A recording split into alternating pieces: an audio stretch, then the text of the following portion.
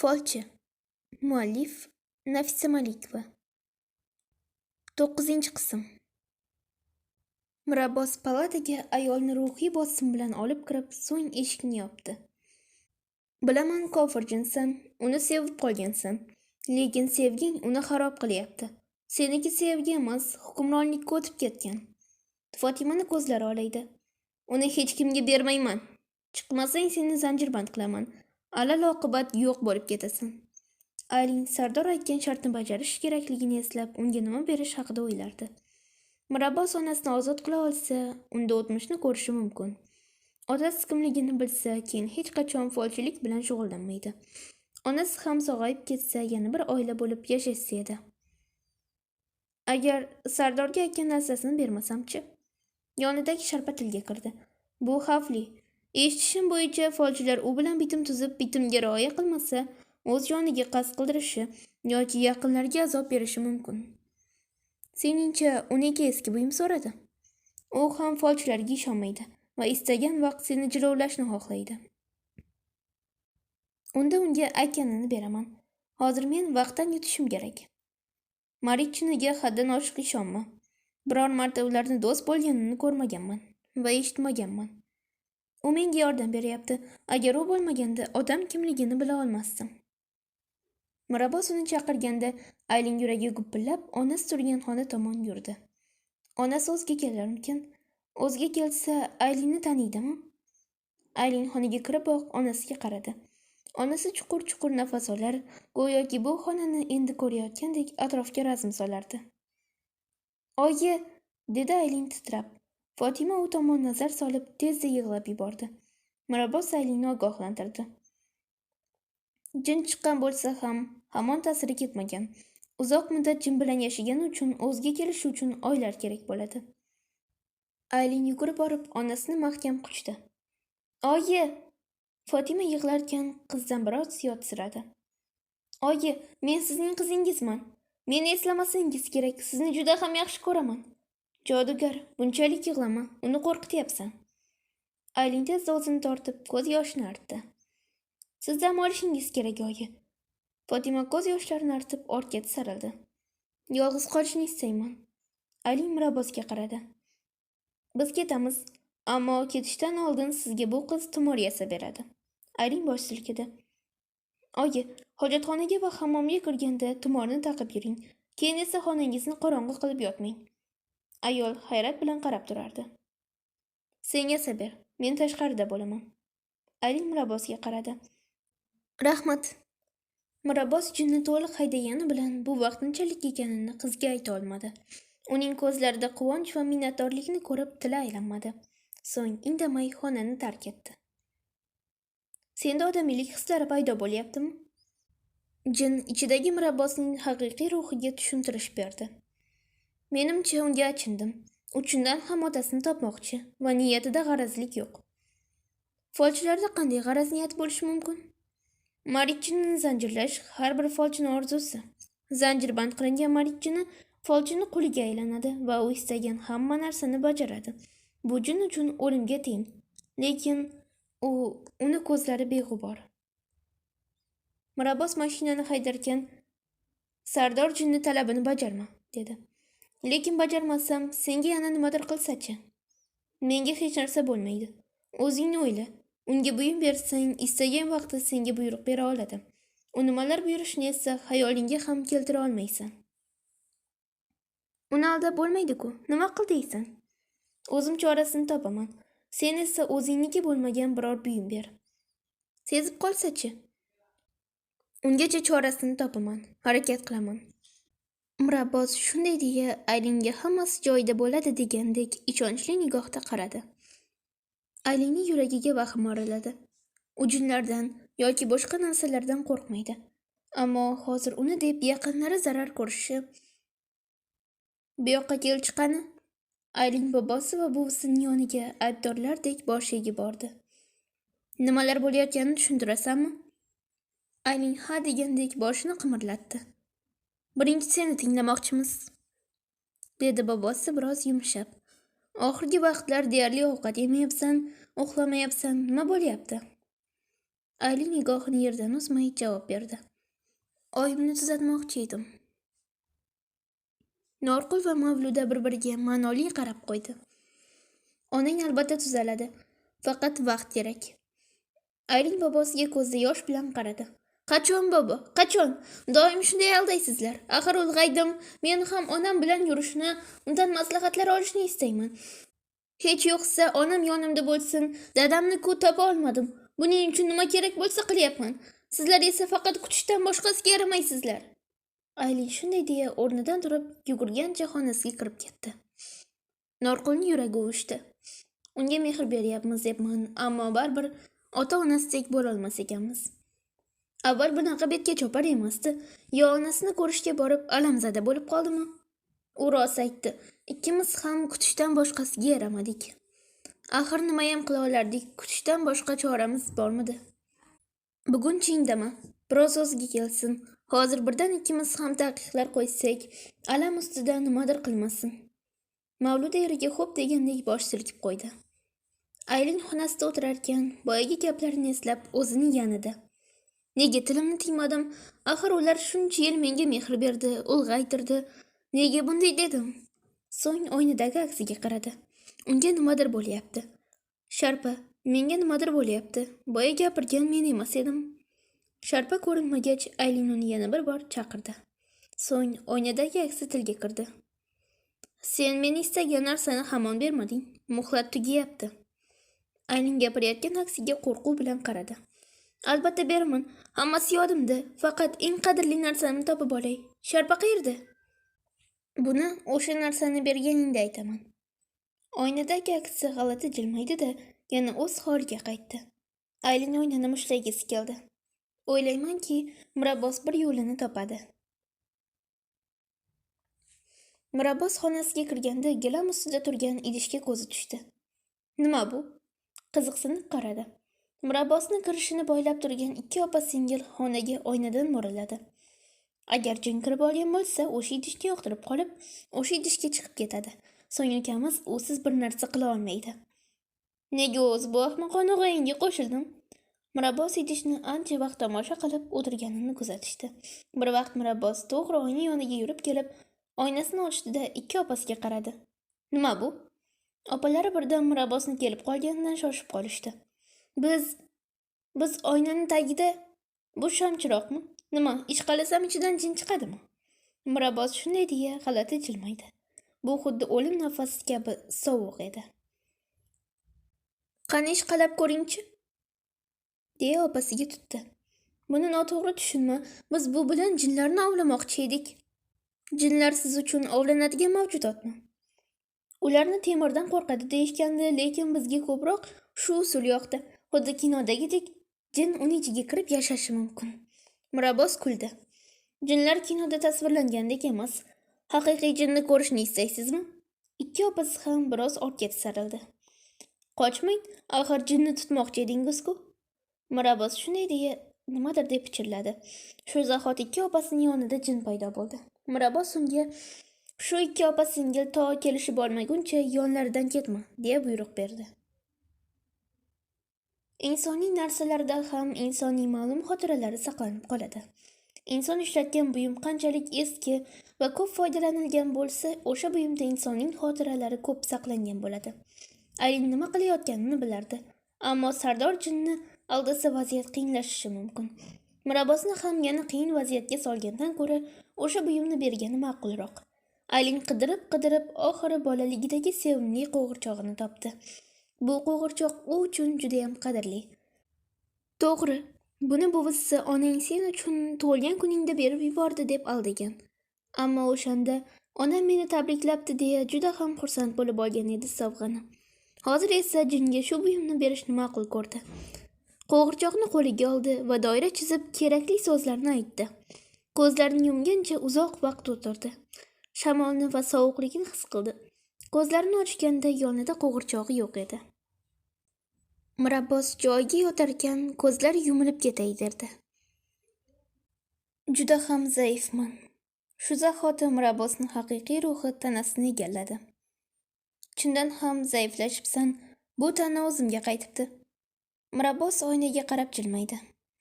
Aftidan jin zanjirlangandan keyin juda ham toliqqan.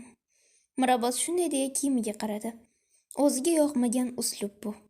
Tezda kiyimlarini almashtirdi. Negadir oxirgi paytlar tanasidagi jindan qutulishni hissab qoldi. Hammasi folchi qizni deb. U juda go'zal va yoqimtoy. Uning yonida jin yurganda rashki keladigan bo'ldi. Axir u jinni emas, Mirabosni ko'radi-ku. Hozir esa u bilan uchrashishi va gaplashishi mumkin. Balki jin borgan ko'zi ko'r folchi bu marid jindan qutulishni o'rgatar. Axir u pul uchun bu jinni uni tanasiga kiritgan, demak chiqara ham oladi. Hoy jin. Miyasida hech qanday javob bo'lmagach jilmaydi. Demak u qattiq uyquga ketgan. Aylin mijoz qabul qiladigan xonasida Mirabosni ko'rib hayron bo'ldi. Sen bu yerda? Mirabos jilmaydi. Bu uy meni kiritishi qiyin bo'ldi. Aylin hayron bo'lib unga yaqin keldi. Nega kelding? Mirabos o'zini xuddi jindek tutishga urindi. Men senga yordam beraman degandim-ku. Lekin kuchingni tiklab olishing kerak. Aylin shunday deya undan sal nariga o'tirdi. Onamni ertaga yana ko'rgani boraman. Agar sog'ayib ketsalar, istagan ishingni bajaraman. Yo'q, shart emas. Uni avrasidan o'tmishni ko'ra olaman deganding. Shu sabab seni to'liq kuchga kirishingni kutmoqchi edim. Mirabos kalovlandi. Albatta ko'ra olaman. Aylin, bir ayol yoningga kirmoqchi. Tashqaridan buvisining ovozi eshitildi. Xo'p, kiraversin. Aylin shunday deya Mirabosga qaradi. Xohlasang bir chetda o'tirishing mumkin. Axir jinlar uchun ham bu qiziq-ku. Aylinning yoqimli jilmayishida Mirabos bir zum unga tikilib qoldi. Xo'p, albatta. Mirabos bazo'r nigohini uzib chetroq o'tirdi. Ichkariga yoshi o'rta yoshli, did bilan kiyingan bir ayol kirib keldi. Siz folchimisiz? Dedi ko'z oynagini yechib. Aylin unga boshdan oyoq nazar soldi. Qo'limdan kelgancha yordam berishga harakat qilaman. Ayol nimadan boshlashni bilmay qoldi. Haligi bu yetgan qizim bor. Endi 17 ga kirdi. Juda chiroyli qiz bo'lgani uchun sovchisi ko'p. Ammo hech qaysisiga ko'nmayapti. Kelinoyisini aytishi bo'yicha yonidagi dugonasi g'alatiroq ekan. Hech ham ajramaydi ikkisi. Bir kuni poylasa ikkovi nomaqbul qiliq qilyapti ekan. Yer yorilmadi, yerga kirmadim. Qizimni urdim, uyga qamadim, ammo men unga dushman emishman. Erkin yashashga bermasmishman. Qachon bunchalik e'tiborsiz bo'ldim, bilmayman. Aylin Lut qavmi haqida jinlardan eshitgandi, ammo hozir eshitib eti jimirlab ketdi. U darhol ayolni qaytarib yubormoqchi edi, ammo negadir zaboni o'ziga bo'ysunmadi. Sizga yordam beraman. Buning uchun menga qizingizni o'zi uchun eng qadrli buyumini keltirasiz.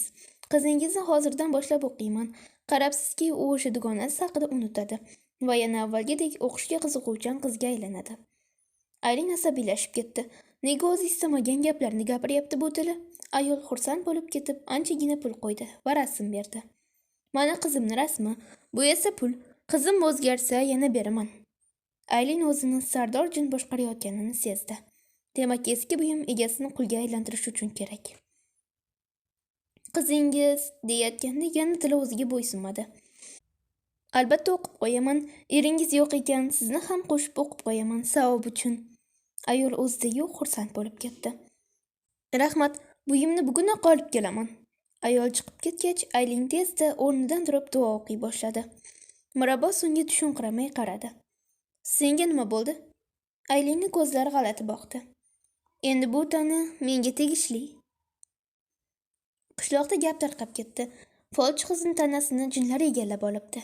Endi u jinni hamma aytganini qilyapti deb. Fatima ancha o'ziga kelib qolgani uchun unga javob berishdi. Mavluda va Norqul uni qaytganiga suyunsa, ammo nevarasining ahvolini ko'rib kuyinardi. Fatima shuncha yil bag'riga bosa olmagan qizini bu ahvolda ko'raman deb o'ylamagandi. Aylinni bog'lab qo'yishga majbur bo'lishdi. Aylin goh-gohida kuchsiz ingrardi. Menga achinib, meni yechib yubormanglar. U mendan foydalanmasin. Fatima onasi va otasi Aylinni yechmoqchi bo'lganda to'xtatdi. Aylin bekorga meni yechmanglar demadi. Uni chindan ham jin boshqaryapti. Hozir yechsak, qochib ketsa topa olmay qolamiz.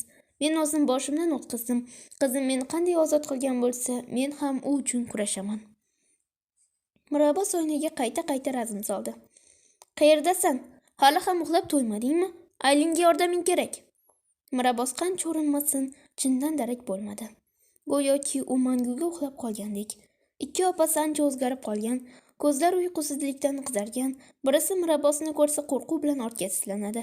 Mirabbos bu ham jinni ishi ekanligini tushundi. Yordam bersang, oxirigacha yordam berishing kerak edi. Qayerdasan? O'sha folchining manzilini topib bordi. Folchi u kirganidan sezgandek jilmaydi. Marit jinnini izlab keldingmi? Uni tanangni tark etishini istagan eding. Endi nima bo'ldi? Usiz mazza emasmi? Mirabbos jahl bilan folchining yonidagi stolni tepdi. Shu sehrlardan to'yib ketdim. Aylingni ham tanasiga jin kirib oldi. Axir u folchi edi. Nima, bu jinlarga farqi yo'qmi? Folchi paypaslanib kitobni ushladi. U Sardor jinga qasamyod qilgan. Shunday bo'lishi aniq edi. Ruhi bo'ysunib, u bilan birga ishlatsa, undan kuchli folchi bo'lmasdi. Ammo u bo'ysunmayapti. Bu esa tanani halokati bilan tugaydi. Bu kitobda Marit jinnini qanday chorlash yozilgan. Istasang o'qi. Abdulla xotovoyga cho'mib o'tirgan jinni ko'rib, uning yoniga o'tirdi. Necha kundan beri tuz totmaysan? Nima bo'ldi? Jin xomush tortib uzoqqa termuldi. Yashashdan maqsadimni yo'qotib qo'ygandekman. Odamlardan nafratlanardim, oxirgi vaqtlar esa ularga yordam berdim. Bu menga boshqacha hissiyot berdi. Shuning uchun insonlar farishtalarni yaxshi ko'rsa kerak. Axir ular insonlarga faqat yordam beradi-ku. Farishtalar mutlaq sof va begunoh. Ular Allohning amrini so'zsiz bajaradilar. Ularga havasim keladi. Nahotki bizni kichik jin yovuzlikdan charchagan bo'lsa? Siz nega bu yo'lni tanlagansiz? Musulmon bo'lishning qanday foydasi bor? O'zing aytganingdek, hayotingda yo'q ma'noni ushbu dindan topasan. Bu olam va ko'rib turganlaring barchasi Allohning yaratganlari. Bu dunyo sinov dunyo ekanini, barchasi o'tkinchi ekanini anglaganing sayin qalbing orom topadi. Ibodatdan boshqa narsaga e'tibor bermaysan. Boriga ham, yo'g'iga ham shukr qilish bu hissiyotlarni so'z bilan tasvirlab bo'lmaydi. Jinoychan qiyofada nigohini yerga qaratdi. Men bog'langan tanadan sehrni yetishni bilasiz. Lekin bu senga juda ham og'riqli bo'ladi degan edingiz. Men urinib ko'rmoqchiman. Abdulla xota xursand bo'lib ketdi. Boshida bu oyatlar senga azob berishi mumkin.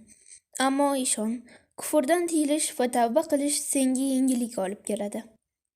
Jin odatdek bo'lib qolgan jinning yuziga mehr bilan boqdi. Men o'sha tana bilan yoningizga kelaman va siz kimga borishim kerakligini ko'rsatasiz. Abdulla xota g'oyib bo'lgan jin ortidan jilmaygancha qoldi. Mirabbos o'sha kitobdan ko'rgani bo'yicha aylini chizdi. Qon chiqarish kerak deyilgan ekan, harom qon bo'lishi kerak deyilibdi. Hovlidan bir qush tutib shuni qonini piyolaga siqdi. Nima qilayotganini to'liq anglamagan bo'lsa ham, tezroq o'sha jinni kelishini istardi. Unga juda ham suyanib qolgan ekan. Qorong'u xonaga o'tirib qon bilan maxsus so'zlarni yozmoqchi edi. Nima, sen ham folchilik qilmoqchimisan? Degan ovozni eshitib quvonib ketdi. Shart o'rnidan turib atrofga qaradi. Ozroq yo'q bo'lganimga boshqa jin chaqirayotganmiding? Qorong'u xonada jinni jussasini ko'rmadi. Qayerda eding? O'ylab olishim kerak edi. Nimani? Seni tinch qo'yishni. Axir o'zing o'lguningcha tanangni bermayman deganding. O'ylab qarasam, seni tanangdan ham ko'ra zo'rroq tanalar bor ekan. Yordaming kerak. Qanday? Ayling, u xavf ostida. Nima bo'ldi? Mirabbos qandaydir qo'l unga tekkanini sezdi. Jin uning aurasi orqali bo'lib o'tgan voqealarni ko'rayotgandi. Men aybim. Hoziroq bir joyga borishimiz kerak. Ayling onasiga ham baqirdi. Kirmang dedim, yonimga kirmang! Fatima yig'lab yuboray dedi. Hammasi uning aybi. O'sha vaqt yolg'iz zaliga bormaganida shunday bo'lmasdi. Ovqat yeyishing kerak, qizim. Ayling kuldi. Meni yechib yuboring, keyin ovqat yeyman. Avvalgi uni yechib yubormoqchi bo'lgan Fatima bir zum o'tib to'xtadi. Qochib ketsangchi? Qochmayman, bog'lanib turganim uchun qo'llarim og'rib ketdi. Fatima qizining yuziga qarab rahmi keldi. So'ng ovqatni chetroq surib, uni qo'llarini yecha boshladi. Shu zahoti bo'g'izda qizini qo'lini his qildi. Odamlar juda ham ahmoq bo'ladi. Meni to'xtatishga uringanida holi shu bo'ladi. Fatima nafas olishga qiynala boshladi. Bu qiz emas, xuddi boshqa birovning qo'liga o'xshardi. Mirabbos yetaklab kelgan odam bilan uyga kirganida Mavluda opa uni Aylingning xonasiga boshladi. Xonada esa Fatima hushsiz yotardi. Arqon yechilgan, qochibdi. Ayling qochib ketibdi. Mirabbos bir zumga ko'zlarini yumib so'radi. Qushlar, daraxtlar, hasharotlar. U qayerda? Aylin qayerga ketayotganini bilmasdi. Bilgani tanasi uning izmida emas. Ana endi u mutlaq jinlarga asir bo'ldi. Aytishardi, jinlar fahsh avj olgan joylarni yaxshi ko'radi deb. Bu shunaqa joy shekilli. Aylin kuzatishdan boshqa narsaga yaramasdi. Tanasini boshqarayotgan Sardor jin mutlaq erkin harakat qilar. Boz ustiga kalta ko'ylagidan sonlari ko'rinib turardi. U kirgan joy qorong'u va tamaki sanqirdi. Jinlar bunday hidni yaxshi ko'rishini his qildi. Baland musiqa va odamlar orasida ular bilan o'ynayotgan kofir jinlar. Kimdir Aylin yo'lini to'sdi. Yaxshi qiz, raqsga sherik kerakmi? Aylinning tili o'ziga bo'ysunmasdi. Birinchi ichimlikni olib ber, keyin o'ylab ko'raman. Aylin ichimlikning achchiq ta'mini his etdi. Judayam o'tkir hid. Boyagi yigit u bilan qadah to'qnashtirdi. To'xta, hoziroq to'xta, deya yolvordi. Sardor jin esa uni eshitmagandek yigitni qo'lini tutdi. O'ynaymizmi? Aylin hech qaysi usul foyda bermagach, taqdirga tan berdi. Belida begona qo'lni his etdi. Faqat bu emas, axir meni qancha orzularim bor. Sardor jin va nihoyat unga javob berdi. Hayotning asl lazzatini senga ko'rsataman. Bu senga yoqib qoladi. Nikohsiz munosabat bu bizni yana ham qudratli qiladi. Aylin qo'llarini yigitning yelkasida ko'rdi. Shu payt yaqinlariga kelib qolgan Mirabos yigitni nari surib Aylinga yuzlandi. Balki men bilan raqs tushging kelayotgandir. Sardor jinni jahli chiqdi. Qachondan beri qo'l ostidagi jinlar itoatsizlik qiladigan bo'ldi? Bu qiz sen uchun qadrlimi? Mirabos Aylinning g'alati ovozidan buni o'zi emasligini sezdi. Bu qizni tanasidan chiqishingizni istayman. Yana zanjirband bo'lging kelyaptimi deyman. Bu safar unday qila olmaysiz. Senga nima kerak o'zi? Nega bu yerdasan? Yoki Aylinning tanasi shunday deya Mirabosning yelkasiga qo'lini qo'ydi. Uni sevasanmi? Mirabos Aylin yuziga qaradi. Qiz sekin unga yuzini yaqinlashtirdi. Haddan ortiq kibr shaytonni do'zaxga jo'natsa, demak seni kibring ham o'zingga qarshi ishlaydi. Mirabos shunday deya Aylinning qulog'iga shivirladi. Undan olgan buyumingni yoqib yo'q qilib yubordim. Bu hammasi emas. Mirabos shunday deya tuzni uni ustidan sochdi. So'ng qizni mahkam ushlab ko'tarib oldi. Meni eshit Aylin, jin vaqtinchaga falajlandi. Kurasha olasan, uni tanangdan chiqarish uchun harakat qilamiz. Qizni ojizona ovozi yangradi. Bu yerda bo'lmasliging kerak edi. Tuz Mirabosni ham boshini aylantirib yubordi, ammo oyoqda mahkam turish ko'rindi. Ozroq, yana ozroq chidasa, qizga Abdulla Xudo aytgan ruqiya o'qiladi. Aylin o'zini uzoq yillardan beri uxlayotgandek his qildi. Kimningdir Qur'on oyatlarini chiroyli ovozda o'qiyotganini, tanasi esa ovozlarni eshitdi. Go'yoki bu olamga tegishli emasdek. Orada qattiq chinqirdi. Aylin o'zini chiroyli bog'da ko'rdi. Kiyimi ham ajoyib. Eng yoqqani bu yer juda ham sokin edi. Bir payt uni kimdir Aylin deb chaqirdi. O'girilsa Mirabos unga qarab jilmayib turardi. Sen? Mirabos unga yaqin kelib gul uzatdi. Bu senga. Biz qayerdamiz? Mirabos atrofga jilmayib qaradi. Bu men yaratgan tush. Birinchi marta chiroyli tush yaratdim. O'xshamagan bo'lsa kechir. Aylin gullarni hidladi. Afsuski hidi yo'q ekan. Gullardan hid kelmayapti. Mirabos kuldi. Albatta, axir bu tushku. Sen... Mirabos jiddiy tortib unga tikildi. Bu bizning so'nggi uchrashuvimiz bo'lishi mumkin, jodugar qiz. Seni barcha jinlar va sharpalar tark etadi. Endi avvalgidek qiynalmaysan ham.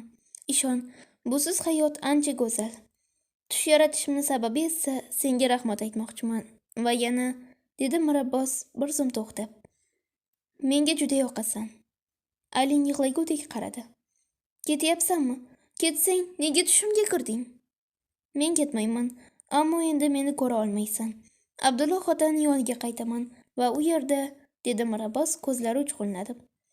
Undek oyatlar tinglamoqchiman. Men nima qilaman?